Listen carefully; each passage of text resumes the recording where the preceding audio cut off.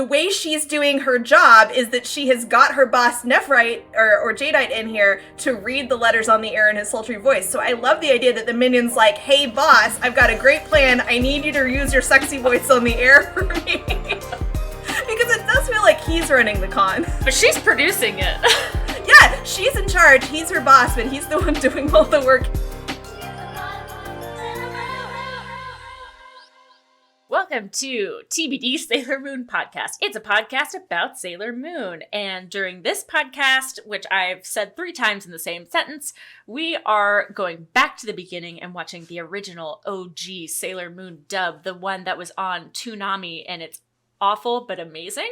And we're watching the sub. So each week, one of us watches the dub, one of us watches the sub, and then we compare contrast. We are reliving our childhoods live for your pleasure and entertainment. My name is Audrey, she, her.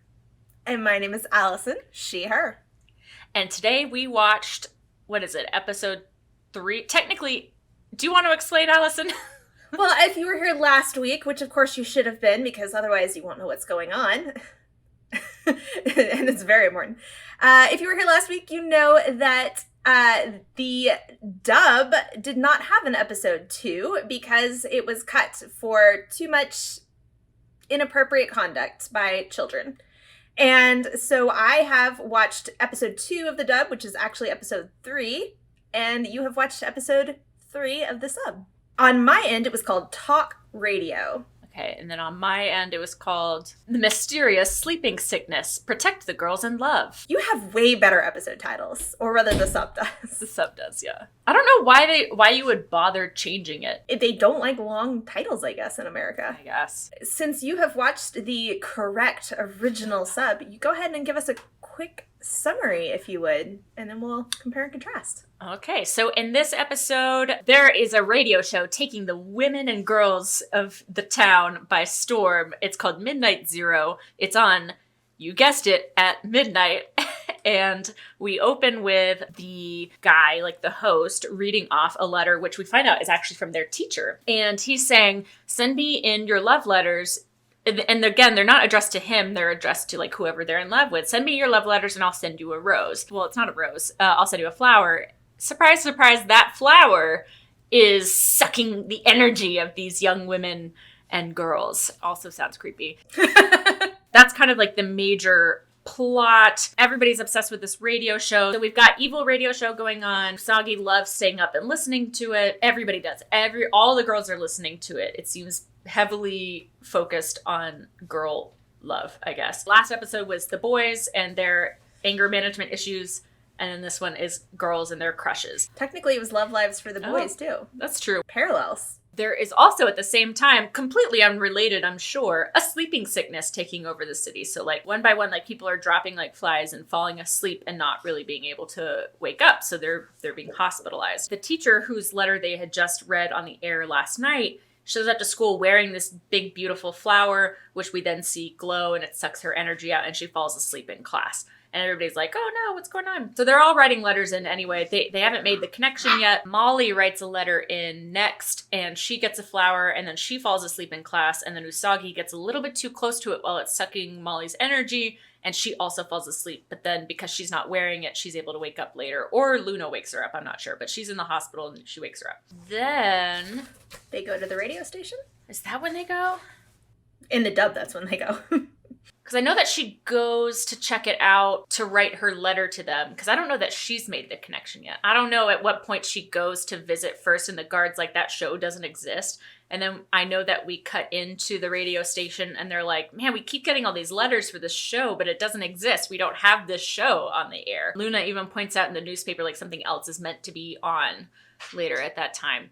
So we obviously find out that Jadeite is the guy on the mic. He is our chief henchman at the moment, and he has employed another monster lady, and she is a girl boss radio producer, which I love. We love to see it. Women belong in radio and TV and wherever they want to be. She gets a new gift, which I forgot to mention in the last episode before Sailor Moon's like transforming or whatever. She holds her hand out to Luna and she's like, do you have any other gifts to give me? Okay, that's adorable. Yeah. And Luna did not. No, she's like, what? No. Which makes it all the cuter because in this episode, the very next one, Luna just gives her another gift, and it's a pen that does a disguise for her. And so she disguises herself as a gorgeous telecaster or like gorgeous newscaster or something. And so she walks in clumsily, of course, and just walks straight into the radio while it's on at midnight. And she just walks straight in, sits down, and says into the mic, "Stop wearing the flowers. They're bad for you." And then, of course, she gets into a fight with them, with Jadeite and the monster lady. Well, I think Jadeite, like, gets out of the way, and then she has to transform, and then they beat the shit out of her, I guess, because she just is flying every which way, getting beat up. They make their way to the roof, where she cuts the lady in half. Yes.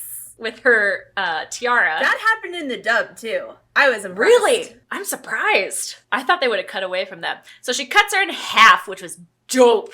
And then Jadeite is going to start fighting her, and he stops her moon tiara. So the tiara doesn't quite work.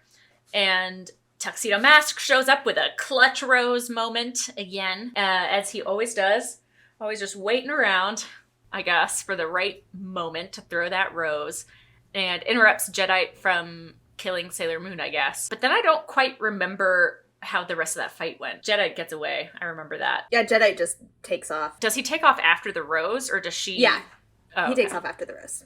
Okay. That's just the end. It just ends very abruptly. Everyone wakes up, and then Molly steals her love letter she's writing to Tuxedo Mask. Oh my god, that was another cockblock moment from Luna. Was Usagi is when she's her enchanted sleep, she starts just dreaming about Tuxedo Mask and how he's her boyfriend or something, and he's like, "Yes, I am." And she goes, "Well, then let me see your face." And he's just... his mask is almost completely off, and then Luna wakes her up. Do you think her subconscious would have connected the dots at that moment if she hadn't been woken up, and she'd have been like, "Oh my god, it's that asshole Darian/Damien. I can't remember his name. Darian, I think. Darian, okay. She'd been like, "Oh my god." I think she would have. Damien is one of the vampires from Vampire Diaries. Oh, yeah. Awesome. So great summary. I already have some comments because I watched the dub, and it's I think it was overall pretty similar. I didn't see a lot of spots where I thought they would have needed to cut things. This was my first week watching the dub. Right away, I was noticing the voices, I was noticing the music, I was noticing the intro song, which is different. Not only English, but the actual animation is different. Yeah. I didn't like it. They do a lot of these, like, transitions or fades where they'll put, like, a scene from the anime in, like, a weird frame that looks like... You know the art on those, like, paper cups? It looks like that. Like, they put it in paper cup art. That's what I was trying to describe to you last time, but I couldn't. And when they do scene transitions, they'll do, like, the PowerPoint, like, flip the screen around or shrink it into a box. It's really weird. Yeah. And they don't do that in the original. Very dated, also.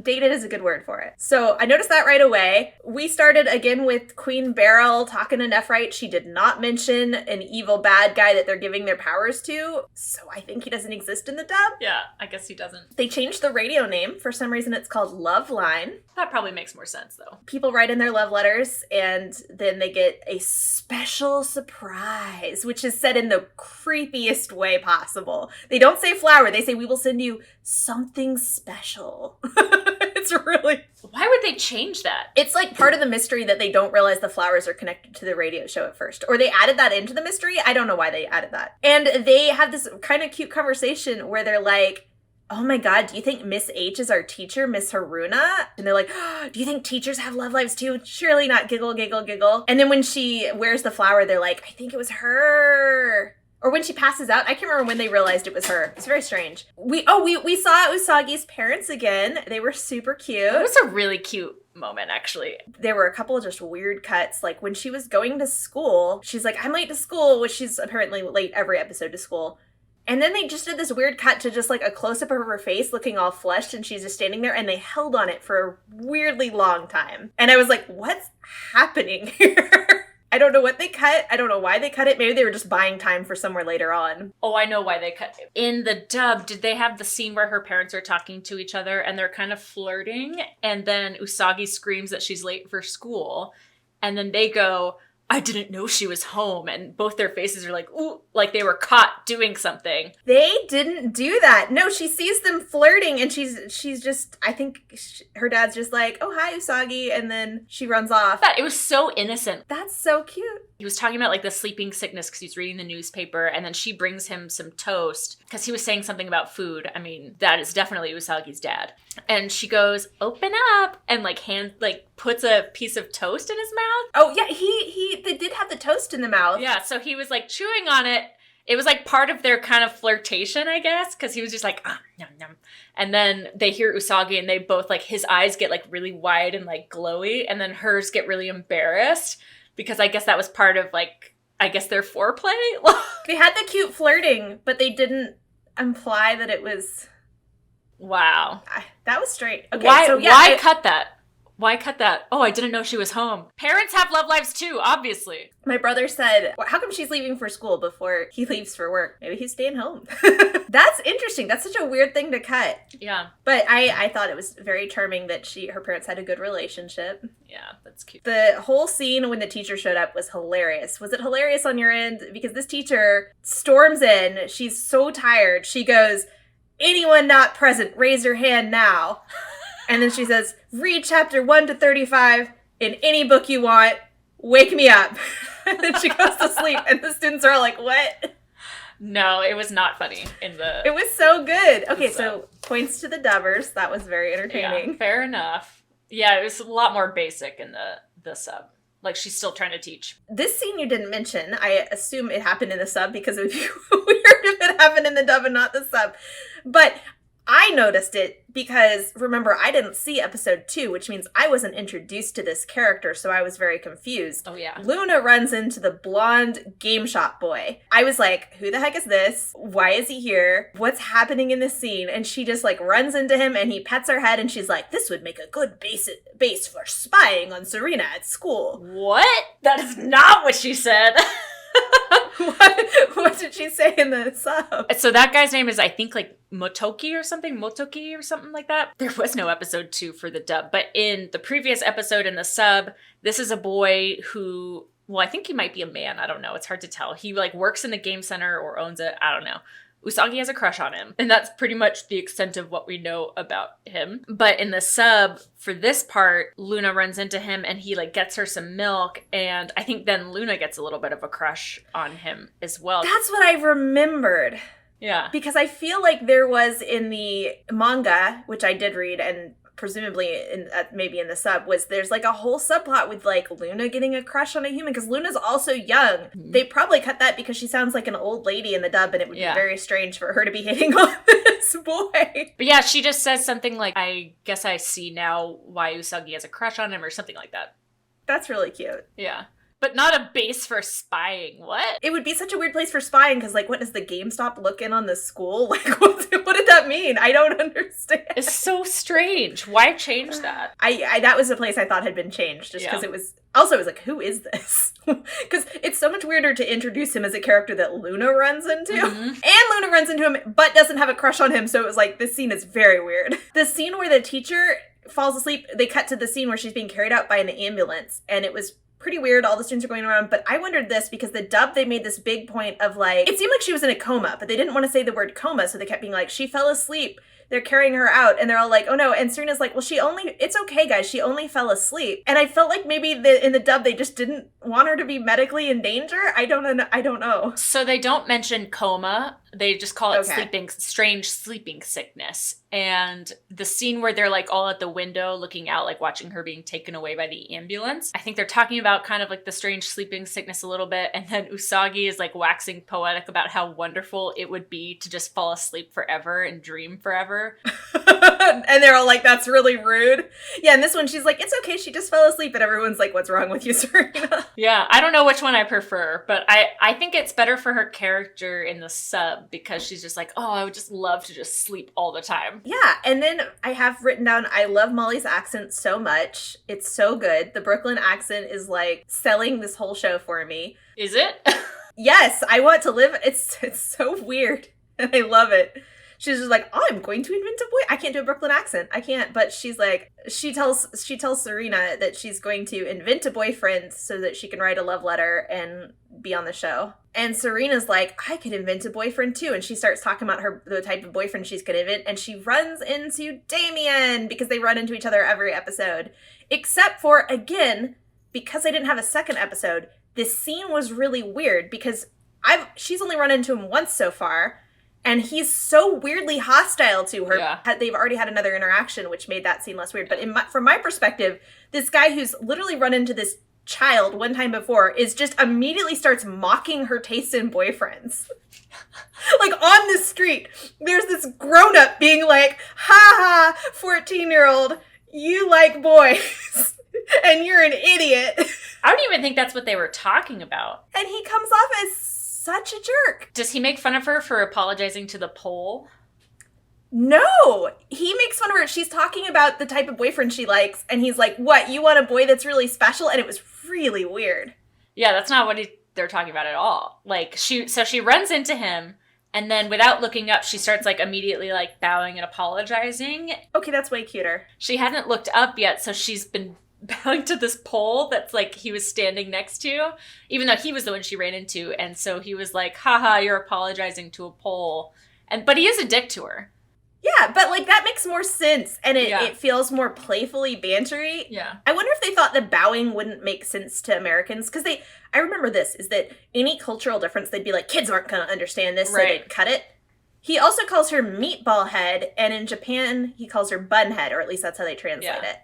And I was wondering about that, and Eric was like, well, buns are a Japanese food. And I was like, I mean, they're an American food, too. But apparently buns were too weird for Americans. In this one, it was just so weirdly antagonistic because she wasn't even talking to him, and he just jumps into their conversation and starts making fun of her. Wait, so did she run into him at all? I don't think so. They cut her running into him? She might have run into him, Okay. but it was just really weird. Also, like, mocking her for, like, talking about guys. It was very strange. And at this point, too, she'd only run into him once before, from my perspective, so it was extra strange. You don't know this girl. Why are you talking to her? That's the running thing of the show, is that they have this, like, they keep bumping into her, and it's always in an embarrassing way, and they're always kind of, like, antagonistically bantering, and it's kind of cute. Enemies to lovers. Yeah, exactly. And then meanwhile, she keeps running into Tuxedo Mask because she has a very different set of feelings about. Right. So it's a nice little, like, identity porn or whatever they call it, where you're, like, two sets of relationships developing. But she's like, I'm going to write a fake letter, like Molly said. By the way, in this scene, like, her hands were so tiny. Oh my god, she's holding this letter and she has the tiniest little anime hands. It was very weird. She gives up on writing the letter and goes to the radio station and finds out that there's no love line at the station. Molly gets her letter read. Oh, here's something I noticed that I thought was really funny. Because we have, Jadeite has sent his minion. He tells, Queen Beryl, I've sent my minion to go suck the energy from Earth people or whatever. Actually, there's a funny little interaction where they're like, we need to suck the energy from Earth people. And they seem to spend a lot of their energy on something called love. And Queen Beryl's like, yes, I've heard of it. It's really good. That's not what they said, but I kind of like that. I really did like it. So he sent his monster girl to go run it, and she's running the radio show. But what I found so funny is the way she's doing her job is that she has got her boss Nephrite or Jadeite in here to read the letters on the air in his sultry voice. So I love the idea that the minion's like, hey, boss, I've got a great plan. I need you to use your sexy voice on the air for me. Because it does feel like he's running the con. Yeah, but she's producing it. Yeah, she's in charge. He's her boss, but he's the one doing all the work. It was really good. This is my favorite monster so far because she has major girl boss vibes. I have a question for you. Mm-hmm. Do you think that this is really just a multi-level marketing scheme? Because there's Queen Beryl, and she's got a downline in Jadeite and then all the rest of them. But then Jadeite has a downline of all of these monsters. Yeah. It's an MLM. He has so many, and yeah, this one is the only one who's figured out how to get her boss to do some of the work here. Yeah, well, she's clever. It's so unfortunate that she got cut in half. I don't even know her name, but she was my favorite. And I also love that she was like, how are we going to make this radio show work? Well, we need someone with a sexy voice. Obviously, my boss. Well, he has the sexiest voice I know, so... Do you think she had a crush on him? I don't think she's too girl boss to have a crush on him. She just uses him. She's got a monster girlfriend somewhere back in the Negaverse. Oh, probably. And then Molly gets her flower, and everyone's like, oh my god, it's the flower. I guess that's the present we get, because remember they're being mysterious in the dub about what the present is. And it immediately starts sucking her energy in, and she just goes, "Oh, I'm so tired. I want to sleep," and passes out. I'm so tired. And then Serena leans in and passes out too, and all her friends just rag on her for how normal it is for Serena to fall asleep and how weird it is for Molly, so probably this is a medical emergency.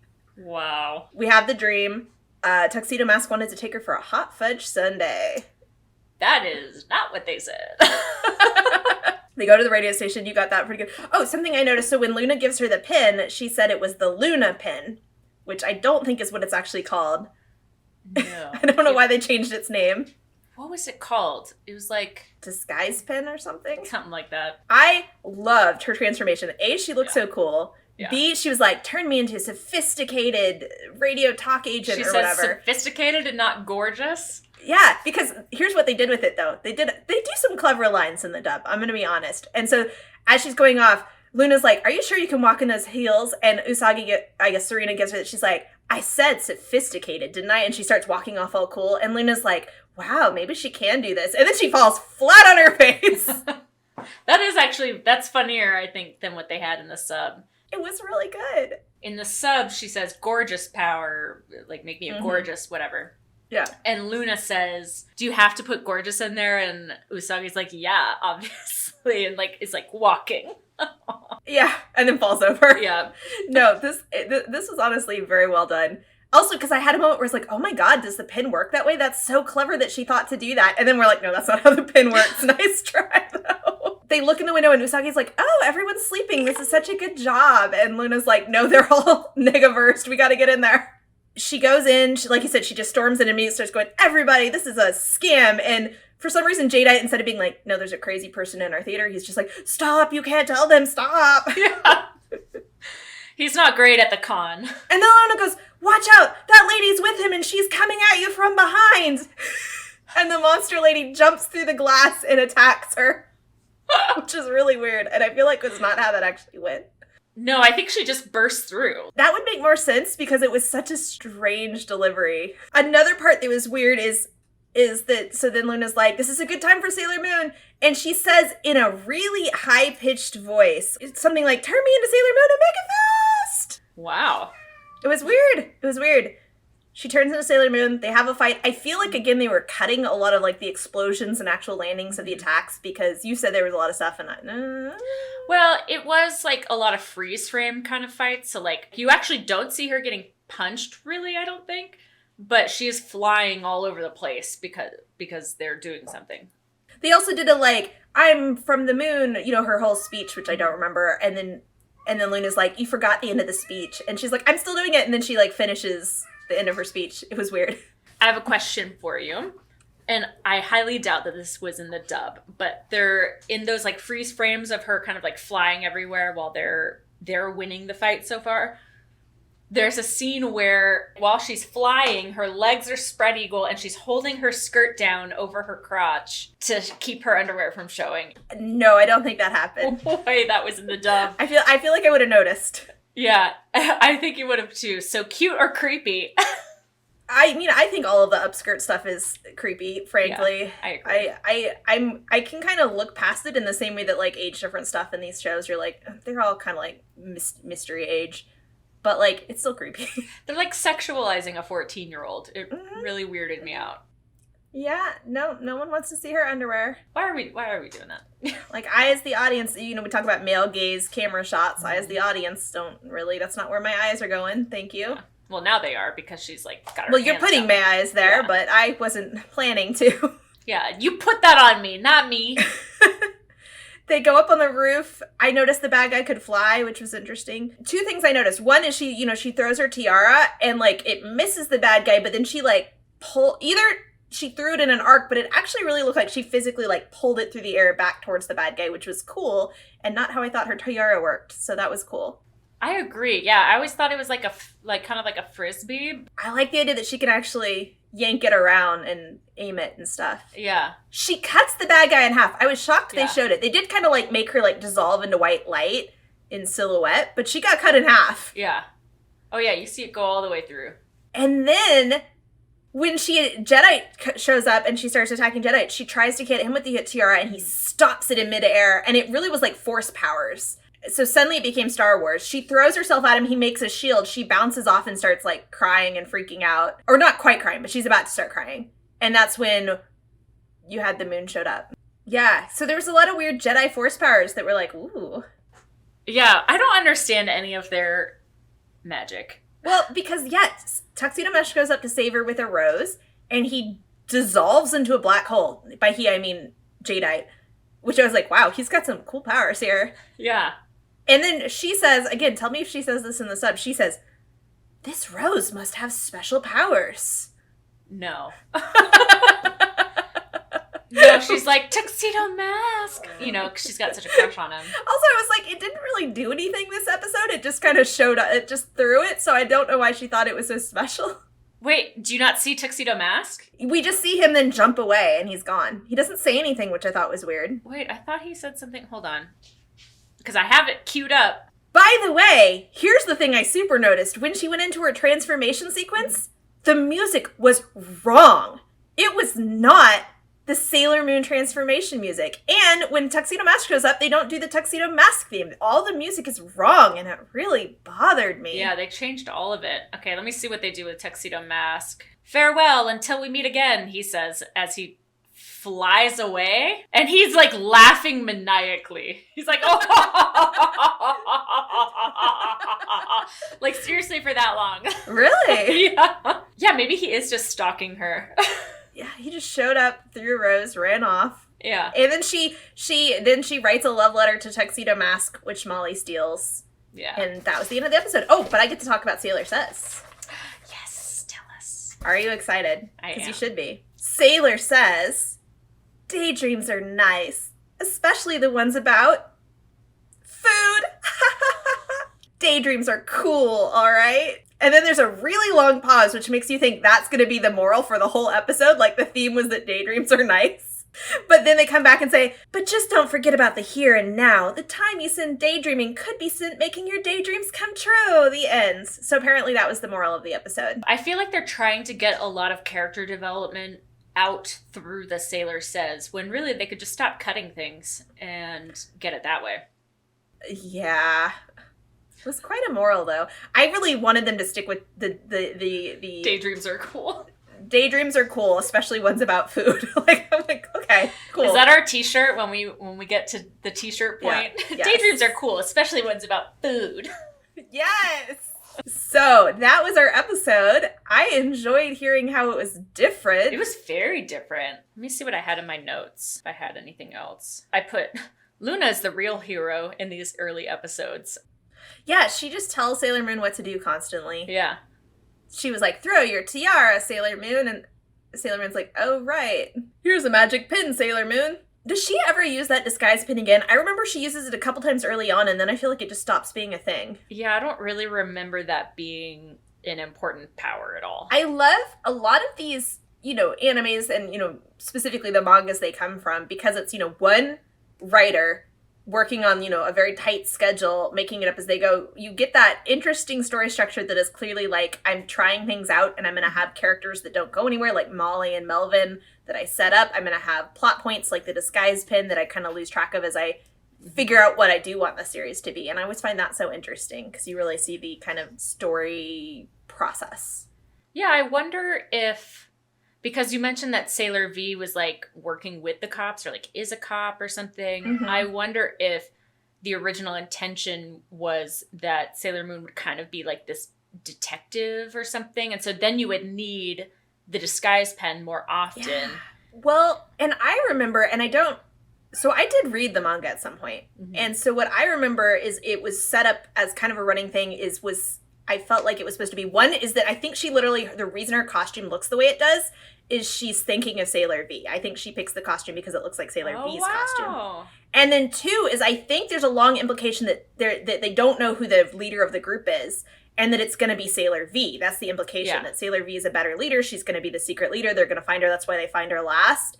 And then, of course, it's Sailor Moon, which is like, everyone's like, what? That's the crybaby. But, like, she's the real leader. And I think that's actually a really cool plot arc, which I don't feel like they're really doing in the anime. They just decided not to do it. But I actually kind of liked that as an arc. Because one of the big themes is, like, Sailor Moon's kind of not who you would expect to be a good leader. Mm-hmm. And that's her strength, is the fact that she's a crybaby. She's a Cancer baby. And she cares about people. We are deep empaths. You know, I wonder if they're doing it in the sub, because they are setting up Sailor V in the sub. Like, they've mentioned it just like a little droplet, like here and there throughout. Yeah, because we didn't see the game thing, although that's just because I cut the whole episode. So yeah, maybe they'll do it. I don't remember. Yeah, they don't do it in the dub. In the dub, we didn't even know about Sailor V. I had to find that out from a friend who knew about it. Yeah, because did they cut her out of the first episode at the dub? I can't remember. Because we have that whole, like, Sailor V's a jewel thief or whatever. Not a jewel thief. She's captured a jewel thief. They completely cut that conversation. Like, that conversation is completely different. They're just like rattling off different jewels and stuff. Like, I think they literally just talk about let's go shopping. Like, they don't mention Sailor V at all. Although, again, I think that just made it so much weirder when she shows up and you're just like, oh, huh. Yeah, because she went to the game center, and in the dub, that's like the first time you see a Sailor. Like, that's our first introduction to Sailor V. In the dub is just like, she goes, oh, there's the new Sailor V game is out. But you don't have any connection to, like, oh, this is like a real person.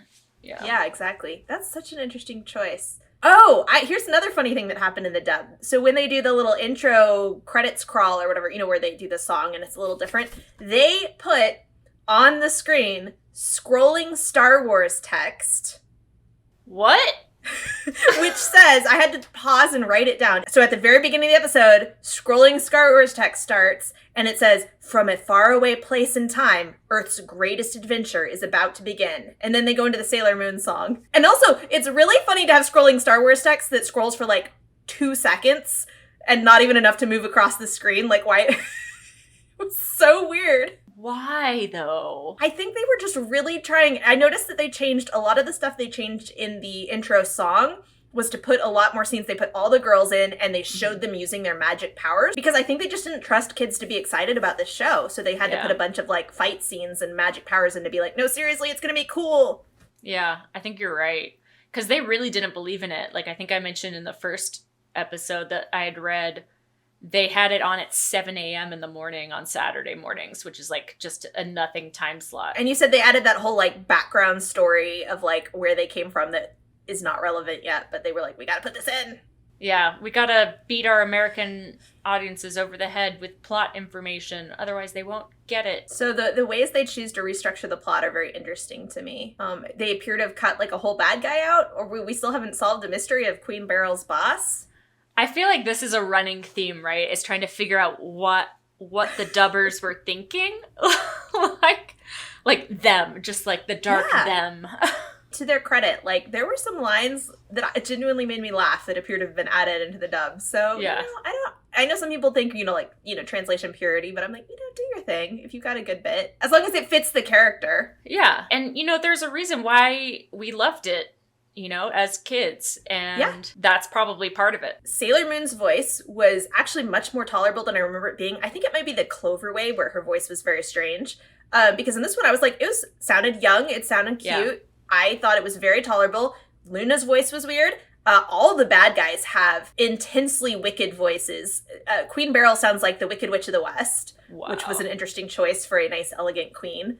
So yeah, all the bad guys sound weirdly over-the-top evil. Of course, Molly has the Brooklyn voice, which was A+ casting choice. Perfect decision. No criticisms there whatsoever. But yeah, I was like, this is funny. This is entertaining.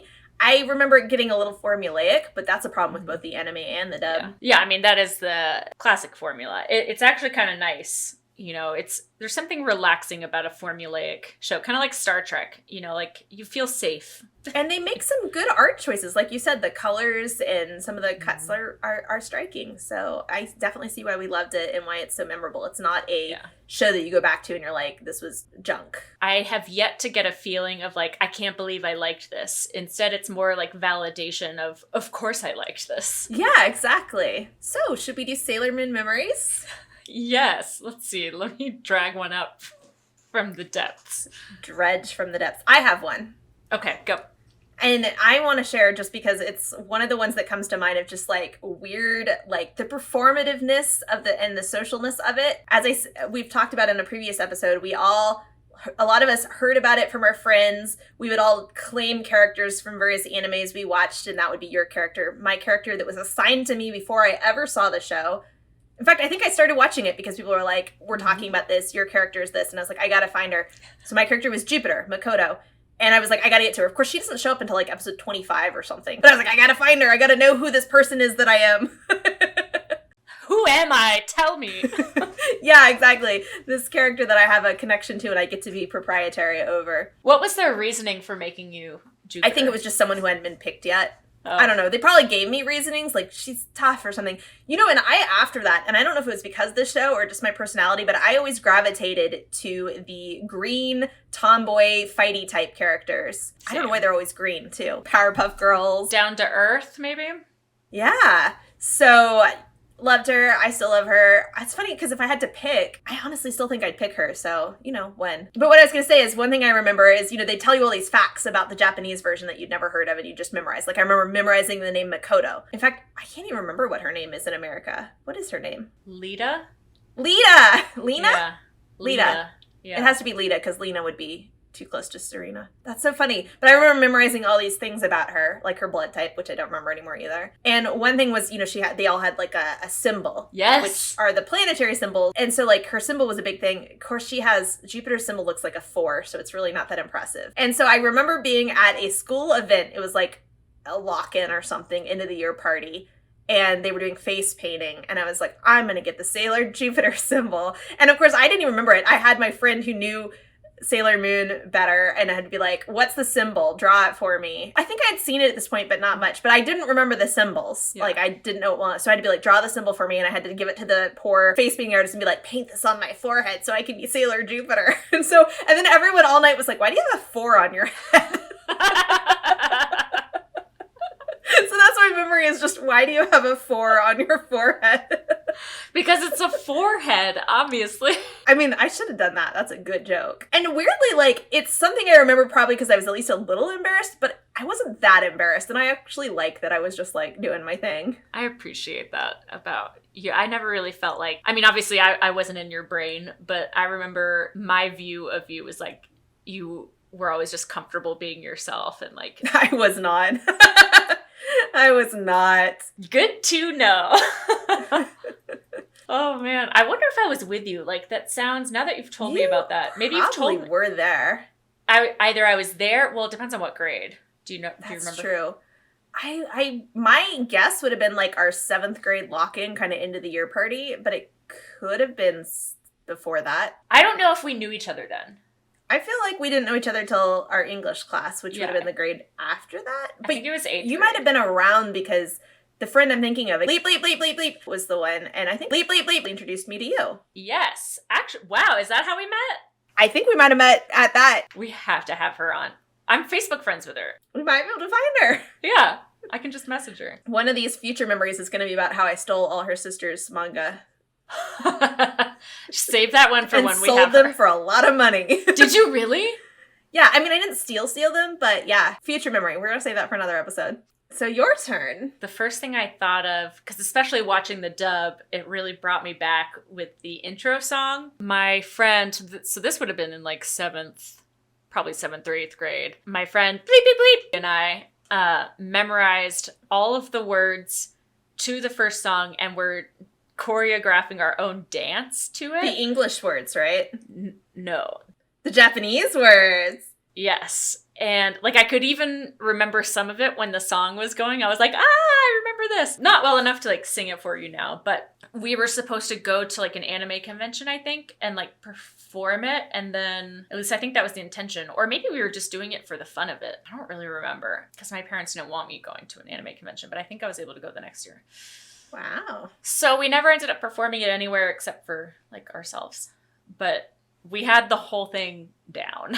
I love the dance because this is what you said that. And I literally remember, and it was a little later because I think it was after, it was again our friend in common who liked the show. And she, I think, spoke a little Japanese or was learning Japanese, but she taught me. We didn't have access to the actual sub, So everything we learned was second. So, like, I didn't even have the actual song. She taught me phonetically the Japanese lyrics. I don't speak a word of Japanese. I memorized them. I still remember them to this day, and I still don't know what any of them mean, and I'm probably pronouncing all of them wrong because I think Game of Telephone over the years, I've definitely... But, like, it came on the first time, and I was singing along in bad Japanese, and it was wild. And it was like, why did I take the time to do that? I remember singing this for my grandmother. What did your grandma say? Good job, hon. Very supportive. Thanks. 10 out of 10, Grandma. I was so proud of myself for learning a song in Japanese, which I did not actually learn in Japanese in some ways. I remember that being a large part of kind of our little social group and like our culture was learning the Japanese names for things, learning how to say things, and calling each other baka. You know, I will say, I think we're the first generation to be weeaboos and running around going, baka! I also wanted to comment on, I think that's probably why we love it so much, is that we did have to work at some of these things. It was kind of our first experience with lore. It had a lore that we could dig into, a broader set of things you could learn about it and explore. And it was the first fandom I was a part of as well, in terms of what that looks like on the internet. Well, it was almost for me, because I wasn't really, I guess a little bit an internet fandom, but internet was such a baby thing at that time that it was really more of a friend fandom, and it was my first experience with that. Yeah. And then it's what it means for me to be part of fandoms now is so different than what it meant back then. We're going to have to definitely find our old fan fiction. Mine are still online. I don't have to look. I know where they are. I just don't remember what screen name I used on fanfiction.net. You know what I do have somewhere, I swear I saw it while I was unpacking, was I have one of your fanfics printed out and folded up in one of my bookcases. It was the Janice one. That's the one! Yeah. I don't know if I can find it, but I saw it, I swear, when I was unpacking, and I was like, I remember this. So we'll still have to see if I can track it down. I love that. Janice was my version of Luna. I had like my own lore. Is he a cat? Huh? No, I don't think so. Oh, okay. I was like, what? No, but like you needed some sort of guide. You know. Yeah. Okay, that I see. That connection makes sense to me. I was just like, what? So then at that Sure, he's a time, hot guy. I'll bet I know what my screen name was then at that time, because there was one I used for quite a long time. And you changed, because this is another difference between us. You changed screen names constantly. You would update your website layout constantly. They were always really cool and artistic. Oh, and thank you. I was that person who would make like it was literally the first screen name that came to my mind related to something I was doing at the time and didn't change it. Like literally I was in college and it was a very weird screen name. You still had it? Yeah. Oh, wow. It was my email address. I think I eventually just was like, this is a little too something to keep dragging along with me. But it was I would just attach to things and never change them. Huh. I feel like that's kind of, my screen name thing feels a little bit like one of my ADHD symptoms in terms of like, ooh, something shiny and new. Ooh, I just came up with a new, better one. I also started falling in love with like all kinds of other anime characters beyond that, so then I wanted to move on from just having one, because I had the Setsuno one for a while, the one who was Sailor Pluto. I think that was one of my longest running screen names. You know, and I think my not changing stuff is at least a little ADHD tied a little, because I always have this issue with like if things change or the continuity, like I lose track of them. Like I can't remember who's who, if their names change and stuff, so I'm like, I need this continuity so I can remember what's happening. So it's just different approaches to the same thing. Oh, man. Oh, and when we talk about screen names, I know that we're both visualizing AOL Instant Messenger. Oh, my gosh! Yeah. And how we used to just constantly chat on AIM all the time. Did you? I don't think I have them anymore, but at some point I found like my old, some saved AOL chats. Didn't we read through them? They're weirdly embarrassing because you're just... that age, you're so performative about every way you interact, and you're so like, look at me. Yeah, like, it's cute, but it was so funny. I was like, wow, that's not how I remember myself. I know. Like, I remember myself being way funnier. Yeah. Well, I was very funny, but it was just like, girl, be funny in a calmer way. I think I'm just old now. I'm like, calm down.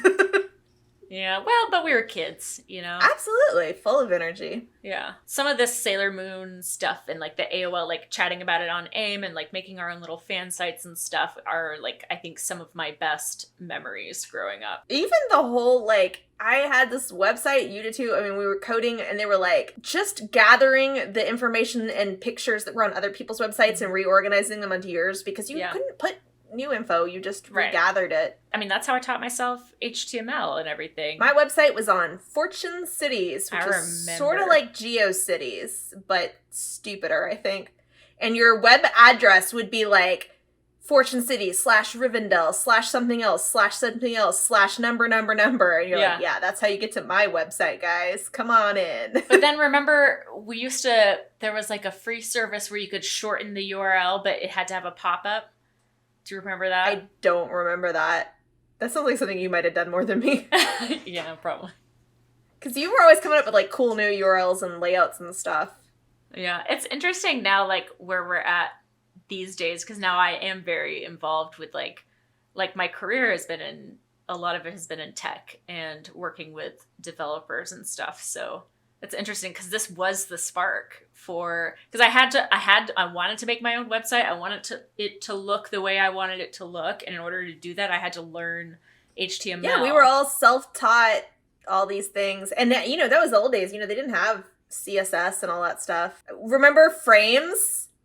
I remember because I could kind of do frames. You were way better with frames than me, which is like how you used to like break up a website. It was very complicated. Now I think it's a lot. There's just different ways. No one uses frames anymore. Yeah, I don't think you need to. I don't, even though like, again, even people don't super use HTML directly, but like I don't regret learning it because it taught me some like basics about like almost like how programming works and stuff. I know it's not programming, but a lot of the kind of ideas I've carried on and used when I've had to learn other stuff, like when I used R to do statistics for grad school, and when I use, all sorts of things. I actually drew on stuff I taught myself then. Yeah. To make my Sailor Moon website, so we're at about an hour. What's our Sailor Says for this episode? Sailor says, get into anime, learn coding. Yes. Sailor says, girls can do it too. I think we should tie it into the radio edit, girl power. Girl power. Be your own boss. Learn how to code. You can turn your hobbies into a career. Yes, honey. Get your boss to use his sexy voice for your profit. Yeah. Sailor says, girl love is powerful, but don't let the Negaverse take it. Pour it into STEM instead. Yes, queen. Oh, good.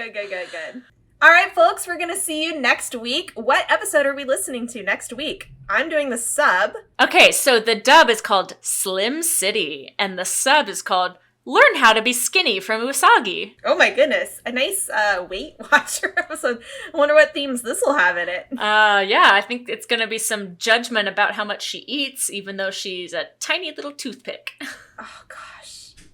I hope it's encouraging of children eating. Yeah, I hope so. Sailor says, we'll have to have a special Sailor Says next week. Yes. Sailor says, eating is good for you. You need calories to make your brain work. You need it to live.